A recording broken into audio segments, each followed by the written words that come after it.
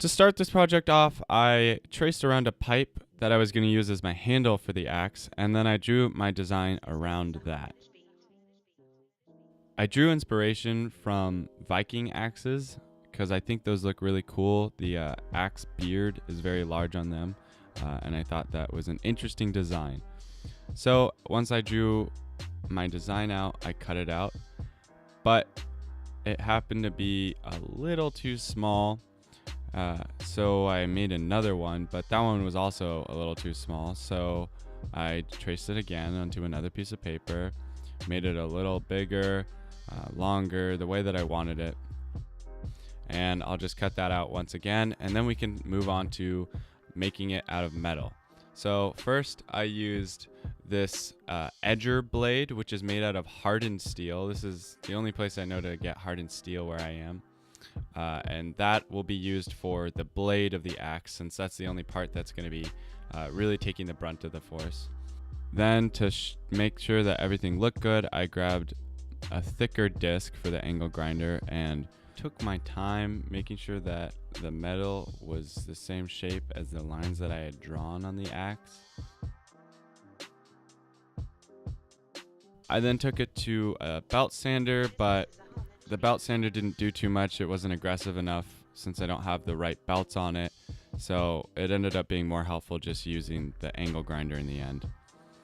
Then you have to take off all this paint so that you're able to weld to it. So I used a steel brush for my drill and took off all the paint. You don't have to use a steel brush. You can use sandpaper if you want to. This is just a faster way of doing it.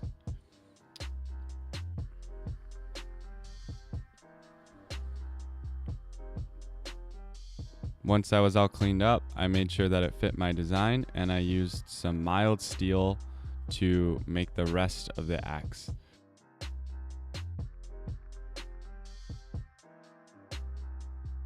We want to make sure that the angles all line up and we can weld it really flat. So take your time cutting slowly, making sure everything lines up with itself.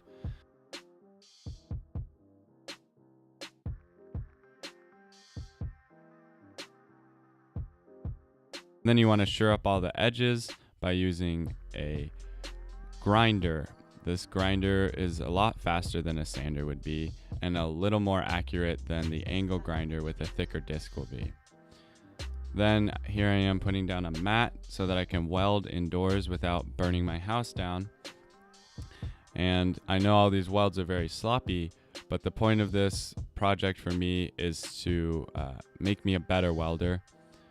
So once you weld it, you have to make sure that it's not hot so you can touch it and clamp it down. Then I grind everything off, and as you can see, there are cracks there. So I ended up having to weld it multiple times. You really want to make sure that there are no cracks. Otherwise, the axe could break on you, and that's very dangerous. So here I am cutting out the next piece to fill in the design a little more, make sure that the axe looks good.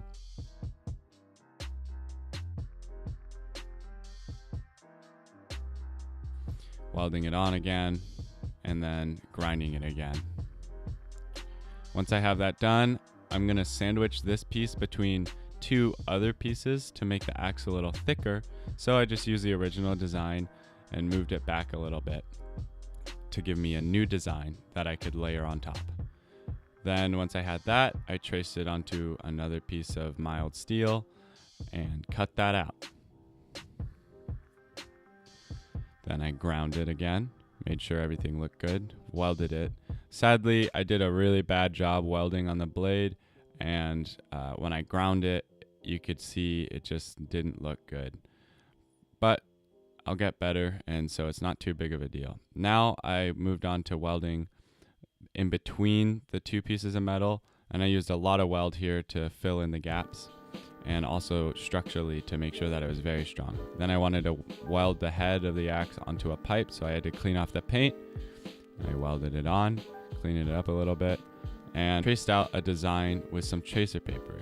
Now you don't need tracer paper, you can use ordinary paper if you'd like, but the tracer paper is a little more helpful if you have it. So if you do, then go ahead and use that. Then I moved on to a regular piece of paper so I could draw out a better design, and I cut it out on some more mild steel. Then I welded it on and I hammered it around the pipe to make sure that everything fit properly. Then I cut off the top of the pipe because it didn't look very good and didn't really have anything to do with what the Viking axe originally looked like. And I welded it all together, making sure I filled all the gaps. This is more aesthetically pleasing. It's not completely necessary, but if you like it, then you can go ahead and do it.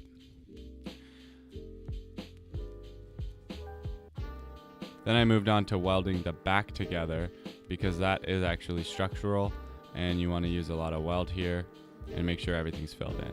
And I clamped it down so that nothing moved. And now you can see that it's pretty rough, but you can grind it down and it turns out okay and it doesn't look bad at all.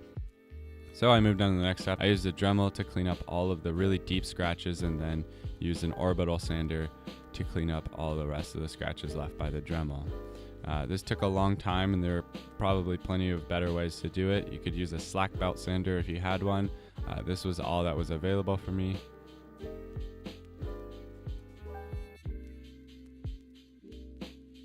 And then I moved on to wet sanding.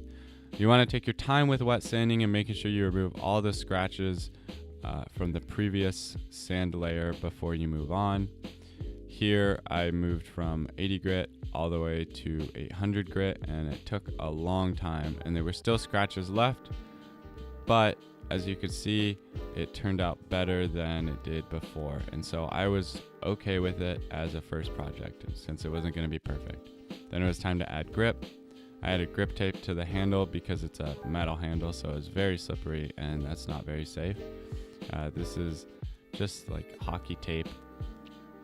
You just wrap it around the handle where your hands are gonna go. You can wrap the whole handle if you wanted to. And then we will move on to the demos where we break everything.